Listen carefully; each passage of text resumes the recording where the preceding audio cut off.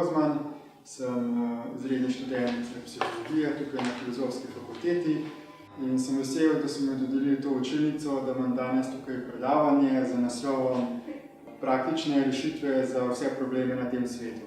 Najprej treba se zavedati, da trenutno stanje na tem svetu je posledica naših trenutnih aktivnosti, se pravi vedenjskih vzorcev vseh od nas. Torej, sedanjost je rezultat miselnih in vedenjskih vzorcev. Tako da, če hočemo to realnost spremeniti, moramo najprej spremeniti miselne in vedenjske vzorce. Primarno vsi nekako delujejo na osnovi lastnega interesa, se pravi sebičnosti, lastni interes. Vsi se borimo za svoje lastno preživetje. In na račun tega lastnega interesa se nekako pozablja oziroma zanemarja skupni interes. Kot nek pol lastnega interesa je pa skupni interes. Pravi, če imamo neko skupino oseb ali živih bitij, pa imamo tukaj recimo nek kupček denarja, potem vsak od teh posameznikov želi imeti čim več od tega kupčka. Ta denar se v glavnem kopiči za temu, da se ustvarjajo neke dodane vrednosti. Se pravi, imaš ti nek predmet, ki je vreden recimo 10 dolarjev in potem mu umetno zvišaš vrednost, da ima recimo 20 vrednosti. In teh 10 je, se reče temu, profit. Upravljanje z denarnimi tokovi na svetu se izvaja preko nekih elitnih skupnosti, bančnih skupnosti, ki v javnosti niso poznane. In te skupnosti ustvarjajo nek denarni tok in manipulirajo z denarjem. Se pravi, recimo, je neka količina denarja, potem rečejo, ok, zdaj bomo pomehno to količino denarja povečali, pa to majčkeno napihnejo in se da to potem kot kredite in rečejo ljudem, dajte zdaj ta denar vzeti, ga posodimo vam in potem ta denar gre k posameznikom v obliki kredita, ampak denar funkcionira na tak način, kredit, da potem te banke hočejo še več denarja nazaj. Pravi, ta posojen denar čez nekaj časa mora nazaj priti v obliki dodatnega denarja, v obliki obresti. In seveda, ker je denarja omejeno, ti ljudje nimajo potem denarja, da bi bankam vrnili obresti. Oziroma banke celo to naredijo, da potem ta denar vzamejo ven iz obtoka, pa še ta denar ven iz obtoka in je samo majhna količina denarja in ker ljudje nimajo denarja za vrniti, jim zarubijo hiše, ljudje naredijo samomor, pobijajo se med sabo, vojni so.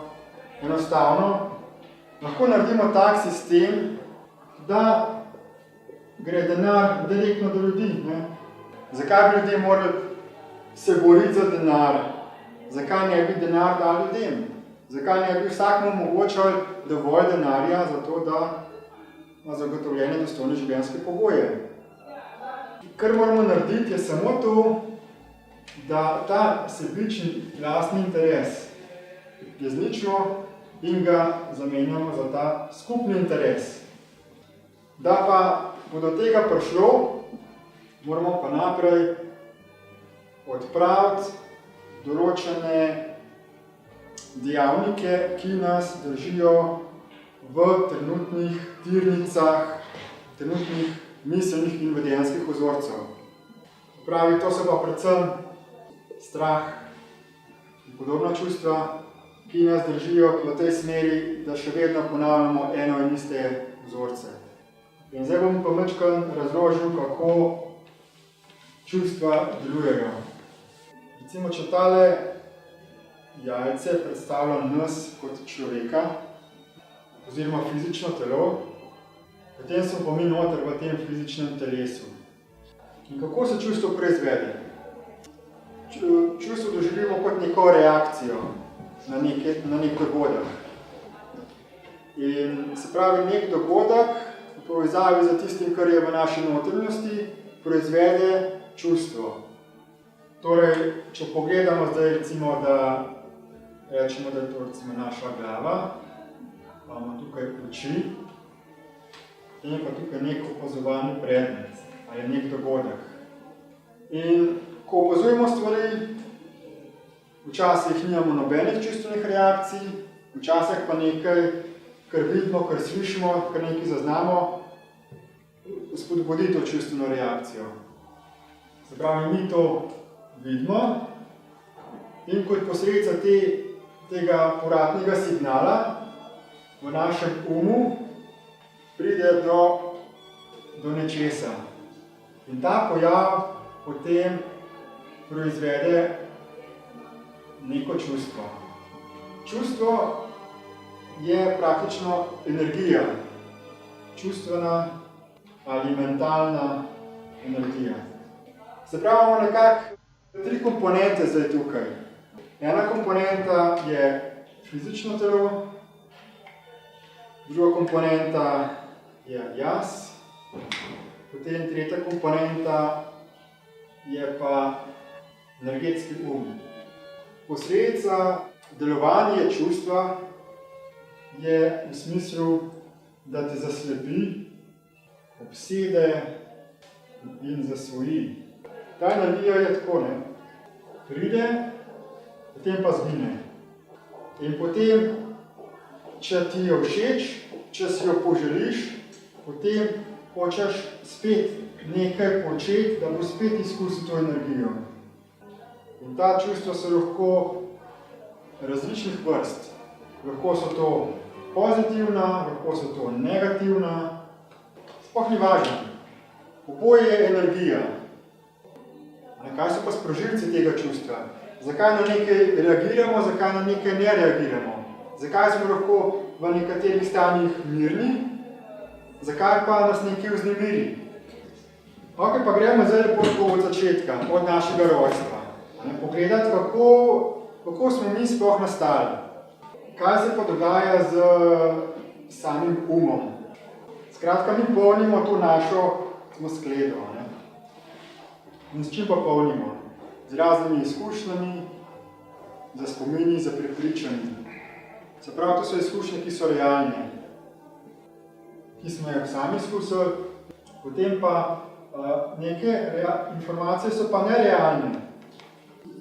V osnovi so recimo nerealne stvari, ki so del fizičnega sveta, potem so pa tudi del polarnosti.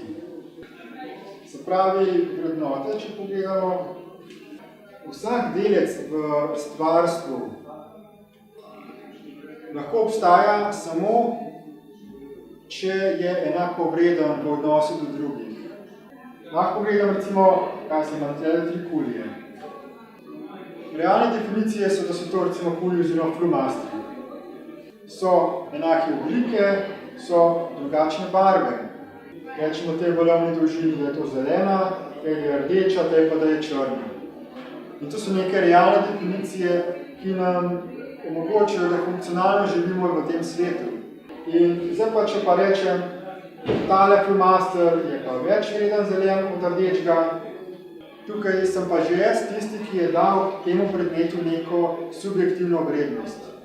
In to je pa tudi vzrok za proizvajanje teh čustev. Mi smo tisti, ki zdaj opazujemo te predmete in pogledamo ta predmet. Pa recimo, da je en zelene barve, en rdeče barve. Lahko rečem, tole je vredno recimo 100 evrov, to je vredno 200 evrov, to je vredno 500 evrov. Prav, mi smo tisti, ki dajemo predmetom vrednost. Predmeti sami po sebi nimajo nobene vrednosti. Oziroma so vsi enako vredni, vsi delci stvarstva so enako vredni. Potem so pa mi tisti, ki stvar opazujemo in jo dajemo večjo ali nižjo vrednost. In kaj s tem povzročimo? Ustvarjamo konflikt. Notranji konflikt. Zato, ker celotno stvarstvo lahko obstaja samo, če je vse skupaj med sabo uravnoteženo. In te vrednote so pa tiste, ki smo jih mi sami ustvarjali, še največ smo jih pa sprejeli od drugih, iz naše preteklosti, večinoma od naših staršev. Večino teh vrednot, ki so polarne, zmeraj tiste, ki imajo nek plus, pa nek minus. In to so lahko besede, kot so dobro, slabo, lepo, grdo, moraš, ne smeš. Ker vsak od nas ima ogromno teh polarnih definicij. Dobro, slabo, moraš, ne smeš, to moraš. Največ tega programiranja se dela tam do 7 let otroštva. Potem pa nekje tam do 28. leta pa mi potem izgradimo to, mi temu rečemo osebnost. Osebnost so vse tiste definicije, vse to, kar smo mi sprejeli v sebi, vse naša verovanja, prepričanja, definicije. To je naš operacijski sistem, informacije. Na osnovi teh informacij, ki smo jih sprejeli, mi zdaj definiramo, kaj bomo mi počeli v življenju, kakšen odnos bomo imeli do drugih ljudi. In zdaj namesto, da bi ta predmet videli tak, kot je, ga vidimo obarvanega skozi naša prepričanja. Mi ne vidimo ta predmet tak, kot je v resnici, namesto, da bi mi to videli, mi projiciramo. Vidimo nek predmet, pa rečemo, to je pa grdo. Vidimo nek predmet, pa rečemo, ta predmet je pa lep. Ali pa vidimo neko osebo, pa rečemo, jaz sem pa zaljubljen vate. Ali pa vidimo nekoga, pa rečeš, jaz te pa sovražim. In to so vse to, te definicije, to, kar smo sprejeli. In ko to na tak način, na osnovi teh definicij projiciramo, to prepričanje, ko ga etiketiramo nekega človeka na ta način, potem se v našem umu ustvari konflikt, trenje med našim umom in med realnostjo. Ker realnost je enakovredna. Vsi delci stvarstva so enakovredni. Mi smo pa v našem umu tole definirali drugače, kot je pa v realnosti. In zaradi tega pride konflikt med realnostjo in med našimi sprejetimi prepričanji. In posledica tega konflikta je trenje, ki ga mi v našem telesu zaznamo kot ta energija, ki mi rečemo čustveni občutki. Realni občutki so, če se dotaknemo, to so realni občutki, fizični občutki. Ta čustva in občutki, ki so pa proizvod uma, so pa iluzija, so pa tisto, kar nam jemlje pozornost stran od zavedanja realnosti v tem trenutku. Kako deluje um? Ko mi opazimo nek predmet, če je v tem našem umu neka konfliktna definicija, prepričanja, informacija, pride potem ta impuls v naš v nas, in če je neka povezava, recimo, da smo mi sprejeli prepričanje, da je zelena barva grda. In mi zdaj pogledamo nek predmet, ki je zelene barve. In na osnovi tega nastane asociacija med videnim in med definicijo v našem umu. In ker je ta definicija negativna, se zdaj potem v našem umu pojavi misel, zelena barva je grda. Ampak ta misel nismo mi. Misel pride, misel je kot nek zvok. Mi slišimo neke glasove v naši glavi. Nekako vidimo to misel. In če začnemo verjeti, da je ta misel naša, da začnemo slediti te misli in si reči, dejansko mi ponovimo to misel, rečemo, ja, zelena barva je grda. Takrat se proizvede v nas konflikt in pride do te čustvene reakcije zgražanja. To je mehanizem. Lahko pa naredimo drugače. Lahko pa to misel opazimo, ampak ne preusmerjamo več pozornosti na to misel. Ampak enostavno preusmerjamo pozornost drugam. Odlična metoda za preusmerjanje pozornosti drugam je pozornost na lastno dihanje. Pozornost na dihanje je tista aktivnost, ki nas zasidra v fizičnem telesu. Ker ne moramo biti hkrati in v umu, in v fizičnem telesu. To je nemogoče, ker Fizični um je realen, energetski um je pa iluzoren, je pa tisti, ki nas v bistvu zaslepi. To dihanje je prvo orodje, ki nam omogoča, da se mi osvobajamo teh motečih energetskih misli.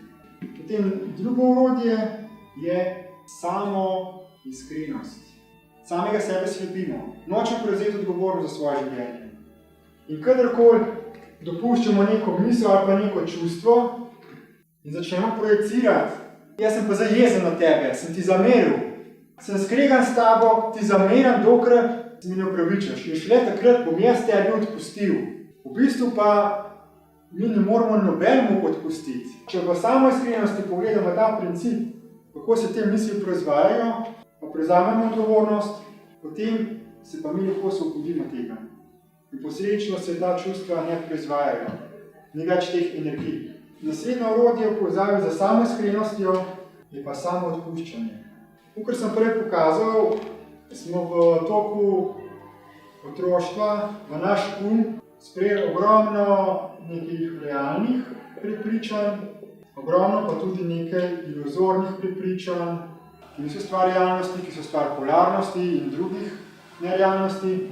In to so tisti misli, ki se avtomatično proizvajajo v našem umu, ko vidimo neke stvari. Zato je nujno, da si mi te misli odpustimo. Praktično, ko pride neka informacija, nekdo nam nekaj reče, recimo zelena barva je grda. In zdaj ti to informacijo lahko si tele vstaviš in rečeš, ok, dajmo preveriti, ali ta informacija je realna ali ni realna. In potem lahko mi to informacijo pretehtamo in potem, ko smo jo pretehtali, jo lahko to informacijo zavrnemo ali sprejmemo. In takrat, ko smo mi sprejeli, je v bistvu tako, kakor da smo mi začeli to informacijo držati. Držimo to informacijo v sebi. In imamo zdaj tukaj v našem umu in je postala del naše osebnosti oziroma našega operacijskega sistema oziroma avtomatičnega sistema odzivanja. Um je predvsem kompleksna zadeva. In sicer je nekako ledena gora. Nekaj je tisto, kar mi vemo, da vemo. In temu rečemo zavedno. V podzavedno, potem je pa ogromno v tega v nezavednem delu. In v glavnem v zavednem delu imamo mi več ali manj take realne definicije. Potem pa ko gremo globje, imamo pa vse več teh iluzornih prepričanj. In zato prvi korak pri samoodpuščanju je najprej ozaveščanje. Predstavljaj si recimo tako, da plavam v vodi, vidim samo tisto, kar imam v mojem zavednem. Ne vidim pa pod vodo. Najprej moram ozavestiti vse moje miselne vzorce. In orodje za ozaveščanje je pisanje. Zakaj pisanje? Mi smo tukaj v tem trenutku. In mi smo vedno tukaj v tem trenutku, v sedanjosti. Misli so pa vedno projekcija preteklosti v sedanjost, oziroma razmišljanje o prihodnosti.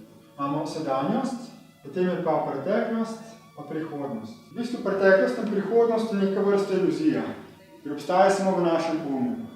V resnici obstaja samo sedanjost, samo sedanji trenutek. In v sedanjem trenutku se vse spreminja. Mi smo v preteklosti, te spomini iz preteklosti so kakor nek naš posnetek, filmski posnetek. Nek dogodek si zapomnimo v obliki zaporednih slik. Pisanje je aktivnost tega trenutka. In potem, ko nekaj napišemo na papir, smo praktično to zmaterializirali. Um je energija, ne moramo prijeti, ne moramo videti. Pisanje, ko nekaj napišemo na papir, neko knjigo, karkoli, je pa zmaterializirano in lahko zdaj pogledamo, preberemo to večkrat skupaj in pred sabo lahko celoten scenarij tega filma si predošmo. Napišemo na list papirja, za pisanjem ozaveščamo vse, kar nam je povzročilo čustveno reakcijo.